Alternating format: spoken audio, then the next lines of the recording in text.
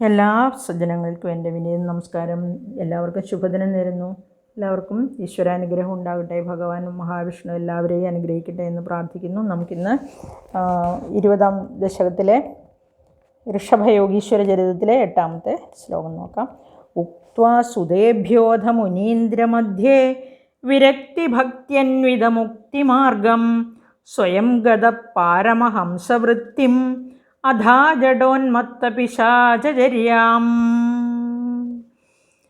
ഉക്ത്വാ സുതേഭ്യോധ മുനീന്ദ്രമധ്യേ വിരക്തിഭക്ത്യന്വിതമുക്തിമാർഗം സ്വയം ഗത പാരമഹംസ്യവൃത്തിം അധാ ജഡോന്മത്തപിശാചചര്യാം.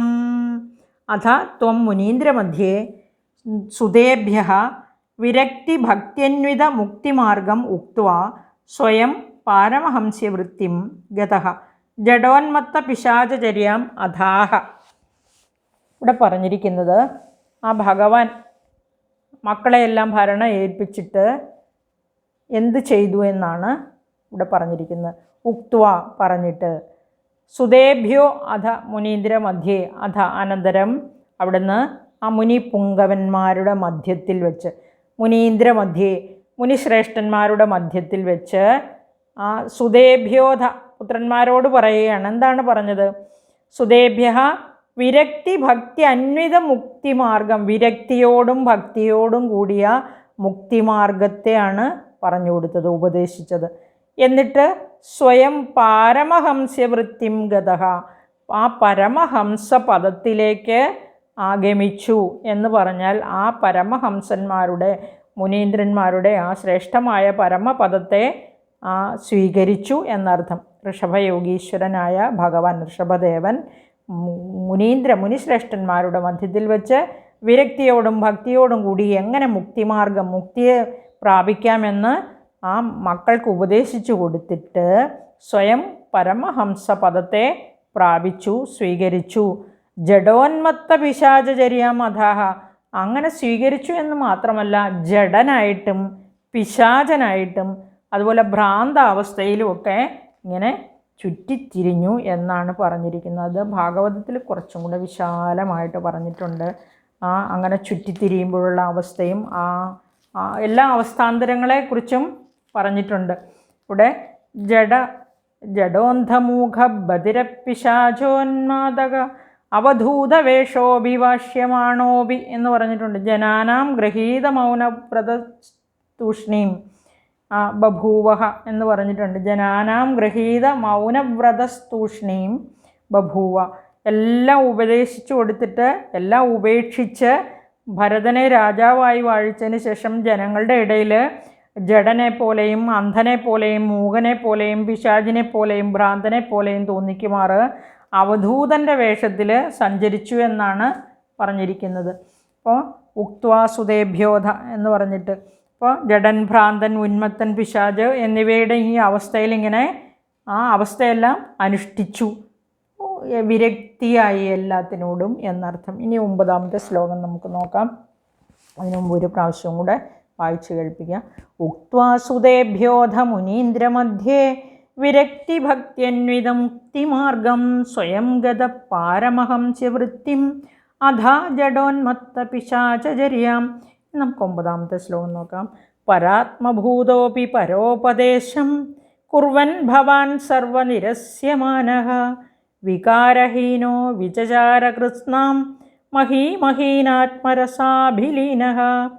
പരാത്മഭൂതോപി പരോപദേശം കുർവൻ ഭവാൻ സർവനിരസ്യമാനഃ വികാരഹീനോ വിചചാരകൃത്സ്നാം മഹീമഹീനാത്മരസാഭിലീനഃ. ഭവാൻ പരമാത്മഭൂതഃ അപി പരോപദേശം കുർവൻ സർവനിരസ്യമാനഃ വികാരഹീനഃ അഹീനാത്മരസാഭിലീനഃ കൃത്സ്നം മഹിം വിചചാര. ഇവിടെ ആ ഭഗവാൻ ഋഷഭദേവൻ്റെ അവസ്ഥയാണ് പറയുന്നത്. പരാത്മഭൂതോപി പരോപദേശം പരാത്മഭൂത അപി. ഇപ്പോഴത്തെ അവസ്ഥ എന്താണ്? ജഡൻ, ഉന്മത്തൻ, ഭ്രാന്തൻ, പിശാചൻ ഇങ്ങനെ അവധൂത വേഷത്തിൽ ഇങ്ങനെ ഇരിക്കുകയാണെന്നാണ് പറഞ്ഞിരിക്കുന്നത് അല്ലേ. അങ്ങനെ പരാത്മഭൂത അപി, ആ ബ്രഹ്മതത്വത്തെ പ്രാപിച്ച് പരമാത്മജ്ഞാനത്തെ അറിഞ്ഞിട്ട് പരമാത്മസ്വരൂപത്തെ പ്രാപിച്ചിട്ട് ആ പരോപദേശം കുറുവൻ ഭവാൻ, മറ്റുള്ളവർക്ക് പരോപദേശം ബ്രഹ്മോപദേശത്തെ കൊടുക്കുകയാണ്. സർവനിരസ്യമാനഹ, എല്ലാവരാലും, അതായത് സർവരാലും നിരസിക്കപ്പെട്ടവനായി, ഉപേക്ഷിക്കപ്പെട്ടവനായി. വികാരഹീനോ വിചചാരഗ്ലസ്നാം, ഇപ്പോൾ വികാരഹീന, ഒരു വികാരവും ഇല്ല, നിർവികാരനാണ്. അല്ലെങ്കിലും ഭഗവാൻ നിർവികാരനാണ്. രാഗം ദ്വേഷം തുടങ്ങിയ വികാരങ്ങളൊന്നുമില്ല.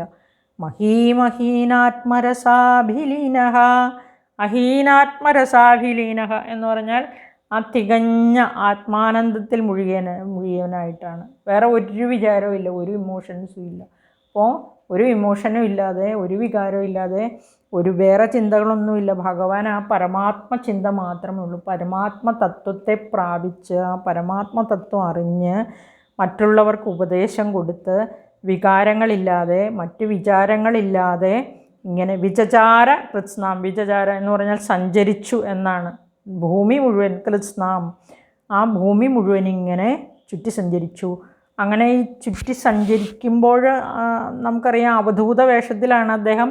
ഇപ്പോൾ ഭ്രാന്താവസ്ഥയിലുള്ള ആളുകൾ പോകുമ്പോൾ കുട്ടികൾ കല്ലെടുത്തെറിയും ഇല്ലേ, ചില കുട്ടികൾ.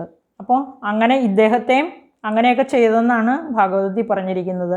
അതായത് ചില ദുർജനങ്ങളൊക്കെ ശല്യപ്പെടുത്തുകയും അവരെല്ലാം ഈച്ചകളെ ആട്ടി ഓടിക്കുന്നത് പോലെ ആട്ടി ഓടിച്ച് അവഗണിച്ചിട്ട് ഇവയൊന്നും തൻ്റെ ആത്മാവിനെ ബാധിക്കുന്നവയല്ല, ശരീരമില്ലാത്ത അവസ്ഥയാണ്, ആ ശരീരമൊന്നുമല്ല എന്ന് മനസ്സിലാക്കി ആത്മാവ് മാത്രമുള്ള ഒരവസ്ഥയിലാണിപ്പോൾ. അതൊന്നും എന്നെ ബാധിക്കില്ല എന്ന് മനസ്സിലാക്കിയിട്ട് അതായത് യഥാർത്ഥത്തിൽ ശരീരത്തിൽ ആ ഞാനെന്ന അഹങ്കാരം വച്ചു പുലർത്താതെ ഭൂമിയിൽ ഇങ്ങനെ ചുറ്റി സഞ്ചരിച്ചു എന്നാണ് പറഞ്ഞിരിക്കുന്നത്. നമുക്ക് 10ാമത്തെ ശ്ലോകം നോക്കാം. ശയുവ്രതം, ഇവിടെ ഋഷഭദേവൻ്റെ ആ ജീവൻ മുക്ത അവസ്ഥയാണ് ഇതിൽ വർണ്ണിച്ചിരിക്കുന്നത്. ശയുവ്രതം ഗോമൃഗകാകചര്യാം ചിരം ചരാന്നാപ്യ പരം സ്വരൂപം ദവാഹൃദാംഗകുടകാചലേ ത്വം താപാൻ മമാപാകുരുവാതനാഥ. ശയുവ്രതം ഗോമൃഗകാകചര്യാം ചിരം ചരന്നാപ്യ പരം സ്വരൂപം ദവാഹൃദാംഗകുടകാചലേ ത്വം താപാൻ മമാപാകുരുവാതനാഥ.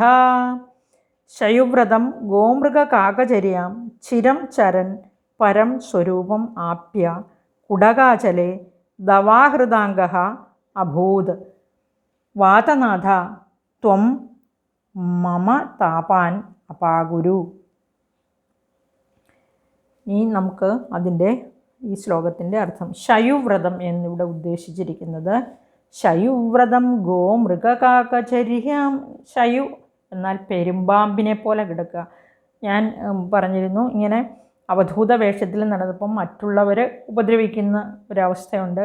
അപ്പോൾ അത് ആ ആത്മാവ് എല്ലാവരെയും ഇങ്ങനെ നിരസിക്കപ്പെട്ടവനായിട്ട് രാഗദ്വേഷാദി വികാരങ്ങളൊന്നുമില്ലാതെ ഇങ്ങനെ നടക്കുമ്പോൾ ആ പരമാത്മാവിനെ അറിഞ്ഞിട്ട് പരമാത്മാവിൽ ലയിച്ചങ്ങനെ പോകാനുള്ള ഒരു തടസ്സം വന്നു. പരമാത്മ ജ്ഞാനം ഉണ്ടെങ്കിലും മറ്റുള്ളവരിൽ നിന്ന് ഇങ്ങനെ ശല്യം ഉണ്ടാകുമ്പോൾ അതെന്തായാലും അത് അനുഭവിക്കാൻ പ്രയാസം കാണില്ല. അങ്ങനെ അതുകൊണ്ട് പെരുമ്പാമ്പിനെ പോലെ ശയിക്കാമെന്ന് വിചാരിക്കുകയാണ്. അതായത് ആത്മാവിനെ ആത്മാവിൽ ലയിപ്പിച്ചിട്ട് ദേഹമെന്ന അഭിമാനത്തെ പൂർണ്ണമായിട്ടും കൈവിട്ടിട്ട് ആ യോഗമായയുടെ ബലം കൊണ്ട് ഇങ്ങനെ ഭാഗവതത്തിൽ പറഞ്ഞിരിക്കുന്ന വേങ്കടം, കുടകം, ദക്ഷിണ കർണാടകം മുതലായ സ്ഥലങ്ങൾ ചുറ്റിത്തിരിഞ്ഞ് അവസാനം കുടകാചലം എന്ന അതിലെ കുരു ഉപവനത്തിൽ വന്ന് അവിടെ വന്ന് മോക്ഷം പ്രാപിക്കുകയായിരുന്നില്ല.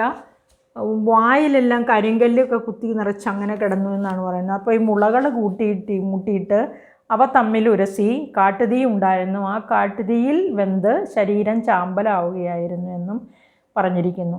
ഇവിടെ തൻ്റെ ആ യോഗചര്യയ്ക്ക് തടസ്സം സംഭവിക്കുന്നു എന്ന് മനസ്സിലാക്കിയ അദ്ദേഹം ആ പെരുമ്പാമ്പിനെ പോലെ അജഗര മഹാവ്രതം എന്നാണ് പറയുക ഈ ശയുവ്രതം എന്നുള്ളതിന്. അപ്പോൾ പെരുമ്പാമ്പിനെ പോലെ ഒരിടത്ത് കിടക്കും, ആരെങ്കിലും എന്തെങ്കിലും കൊടുത്താൽ കഴിക്കും, അവിടെ തന്നെ മലമൂത്ര വിസർജനം നടത്തും. അദ്ദേഹത്തിൻ്റെ ശരീരം സ്വന്തം മലമൂത്രത്തിൽ അങ്ങനെ മുങ്ങി, ആരും ഇങ്ങനെ അടുത്തേക്ക് വരാത്ത ഒരവസ്ഥയിൽ. പക്ഷേ ദുർഗന്ധം ഉണ്ടായിരുന്നില്ല എന്നാണ് പറഞ്ഞിരിക്കുന്നത്. അതുമാത്രമല്ല, അതിൻ്റെ സുഗന്ധം 10 യോജന ദൂരം വരെ വ്യാപിച്ചു എന്നാണ് പറഞ്ഞിരിക്കുന്നത്. മറ്റു ചിലപ്പോൾ മാൻ, കാക്ക, പശു മുതലായ ഗോമൃഗ കാകചര്യാം അവയെപ്പോലെ അവയുടെ ശീലങ്ങളൊക്കെ അനുഷ്ഠിച്ചു എന്നാണ്. അവയെപ്പോലെ സഞ്ചരിക്കുക, അവയെപ്പോലെ ഉറങ്ങുക, ജീവിക്കുക, അവരുടെ ചര്യകളെല്ലാം അനുഷ്ഠിച്ചു എന്ന് പറഞ്ഞിരിക്കുന്നു. ആഹരിക്കുന്നതും കിടക്കുന്നതും വിസർജിക്കുന്നതെല്ലാം അപ്രകാരമാണെന്നാണ് പറഞ്ഞിരിക്കുന്നത്. അതാണ് ഗോമൃഗ കാകചര്യാം എന്ന് പറഞ്ഞിരിക്കുന്നത്. ചിരം ചരന്നാപ്യ പരം സ്വരൂപം, ആ പരമാത്മസ്വരൂപത്തെ സ്വീകരിച്ചിട്ട്. അപ്പം ഇപ്രകാരമുള്ള യോഗാനുഷ്ഠാനം കൊണ്ട് ഋഷഭദേവനും ഭഗവാൻ വാസുദേവനും തമ്മിൽ ഭേദമില്ലാത്തവനാണ്. ആ പരമമായ ആനന്ദത്തെ അനുഭവിക്കുന്നവനായി ഭവിച്ചു എന്നാണ് പറഞ്ഞിരിക്കുന്നത്. അപ്പോൾ അതായത് പരം സ്വരൂപം ആ പരബ്രഹ്മസ്വരൂപത്തെ പ്രാപിച്ചിട്ട് കുടകാജലത്തിൽ വെച്ച്, കുടകാജലയത്വം, ആ കുടകാജലത്തിൽ വെച്ച് അങ്ങ് ദവഹൃദാംഗ, ആ കാട്ടുതീയിൽ വെന്ത് ചാമ്പലായിത്തീർന്നു. വാതാലയനാഥ എന്ന് പറഞ്ഞാൽ നമുക്കറിയാം, ഗുരുവായൂരപ്പ താപാൻ മമാപാഗുരു, മമ എൻ്റെ അപാഗുരു, എൻ്റെ ദുരിതങ്ങളെ, എൻ്റെ ഗുരുവായൂരപ്പ കൃഷ്ണ വാതാലയേശ പാഹിമാം പാഹി. അപ്പോൾ താപാൻ, എൻ്റെ താപങ്ങളെയെല്ലാം തീർക്കണേ എന്ന് ഭഗവാൻ, ദുഃഖങ്ങളെയെല്ലാം അപാഗുരു അകറ്റിത്തരണേ എന്ന് മേൽപ്പത്തൂർ പ്രാർത്ഥിക്കുകയാണ് ഭഗവാൻ ഗുരുവായൂരപ്പനോട്. ഇവിടെ ആ 20ാമത്തെ ശ്ലോകം ഇവിടെ അവസാനിക്കുകയാണ്. ഇവിടെ ഭഗവാന്റെ ആ കാരുണ്യത്തിന് വേണ്ടി പ്രാർത്ഥിച്ചുകൊണ്ട് നമുക്ക് അവസാനിപ്പിക്കാം. 21ാം ശ്ലോകം 21ാം ദശകം അടുത്ത വീഡിയോയിൽ നോക്കാം. എല്ലാവർക്കും നന്ദി, നമസ്കാരം. ഈശ്വരാനുഗ്രഹം ഉണ്ടാകട്ടെ. ഭഗവാനെ കൃഷ്ണ.